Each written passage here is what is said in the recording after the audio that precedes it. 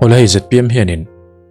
sawhthing lei an tan don hani mel veu maya engpo ni se pupi si wal rota thusoi hemi chungchanga thusoi hi in en phot yang với nia kan media te kan thopui sarkar ina kan thopui te niangin kan sarkar ina kan flexi poi mo ber jing ami thai thar le chungchanga hanin kom hom da an nei pui cheu kan dua kini sarkar hi mi pui be sena sang khopa sarkar kal to te kan en chuan NLP te MEP te CDP te hi akum khatna hi chuan ti lo tin an nei ngai lova sarkar akum thumna te kum lina sarkar top don atin chau thina kini sarkar ai ro chu kan flexi phi mi pui be sena sang khop maya akum khatna ti ho ting hal tu re min dua tin kan lo in tiam boka ke ni po abi kin thai thar lei chungchanga sarkarin thai pali notify crop kan neya chung te chu kumsang ni somni le panga atang turin market tok tan turin kan in ruwa man ania yang chon notification te po kan chua vek to a chu mi piala ma chuan bu hum thar chua tam hi sarkarin kan policy ania wangin buhum thar atam the turin tuna hian akum khatna boka buhum kan leitana December ni som pasari khan buhum pangbal kona kezia som thumin kan leitana ni tuna hian hei thaidang kan hanti munphia te ayeng te marcha te sawhthing te po season lo thlengta tuna hian tluang takin marcha bi khichu kan sarkar ret kan puan jathum somnga ai to in kan kuna tok tu ten an khal meka an khal chhojel tura pokan nga ya sarkar in rolutuk angai lem lo ni tiang chuan abik takin kan farmer tena an han chin war deu sawhthing bik hi tuna hian athar tan don to a cho hun don to a tin ayeng te po ni thowa tin hun phia te po January ai chuan senga huna abikin hun phia bi khi chu January le March thain kara hian a market a season hi chu a zo mai dona ayeng le sawhthing bi ka ro hi chu lemin a market hun chung a rei dewa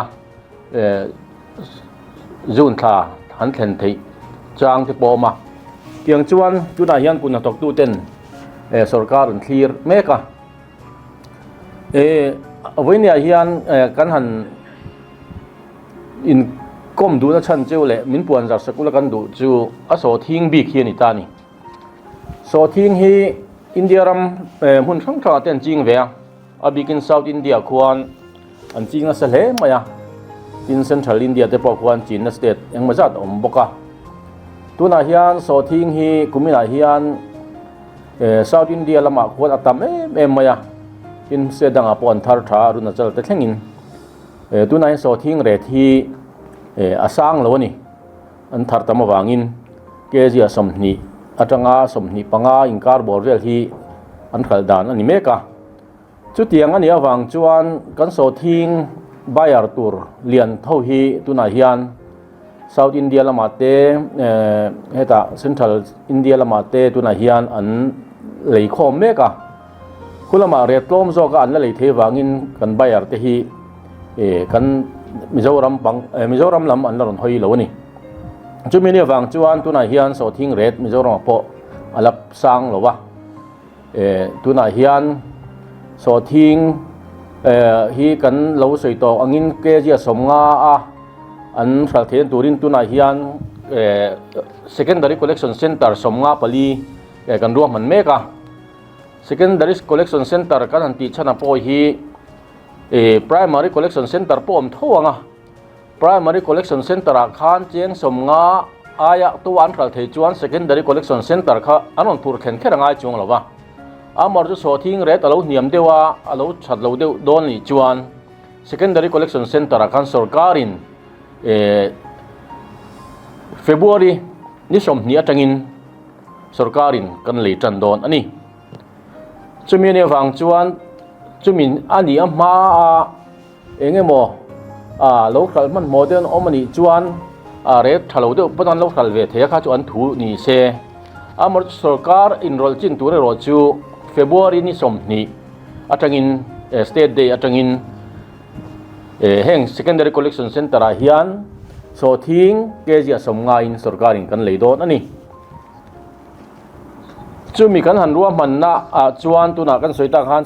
hun somnga palia kan siam me ka tuna hian chuchulati belle turania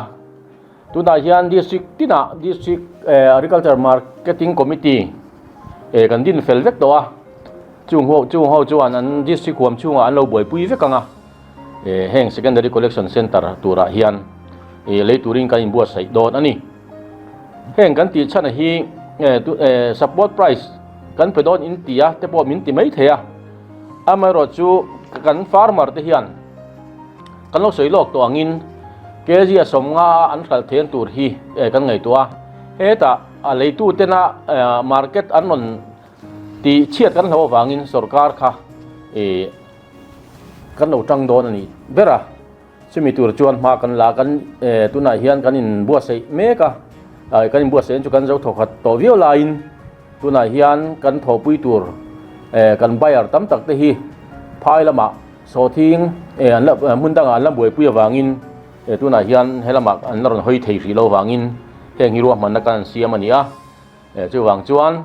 voinia hian mi pui lama te po zona te po atam trana sawhthing hei January ani to an tia amaro chu thai thar te hi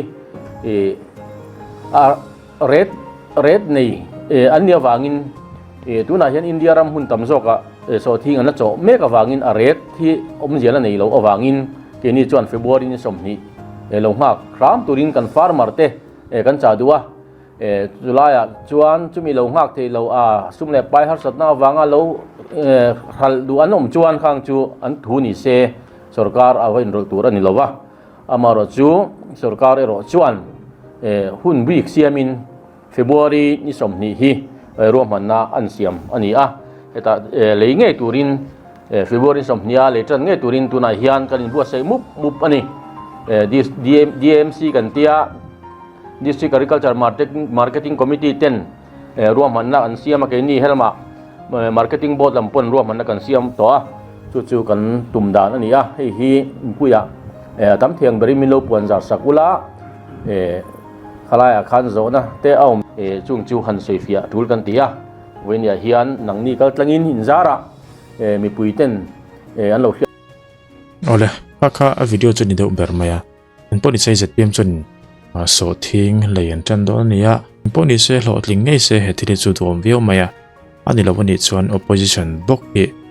hanon tongna le vio do na chu politics a in be dan tur pon reng bok ani chan chu kuntleng kan ro lo la cham thina chu he kan chief minister chuak ta te poina cheng noi thum kan sem don in tina NLP dong to zong te po kan pe ve kang han tiang chi te tin engai nyang kan pu ten kan se mangan ti chonin ati dan kong an thri mo kan se mang an ti chonin tiang zvela han chong ang chi te tiang chi kha kan politics history han lo thleng to thina chu lo po soi tu tam ta ko mang tu teng to chu chun he ZPM po hi khati ang thei reng din huna khan an dinga ama hero chu thei to ban choi ro chonin khita anin for chaudor thungin karingani poni se khati jong kha control video chu ni phot ro se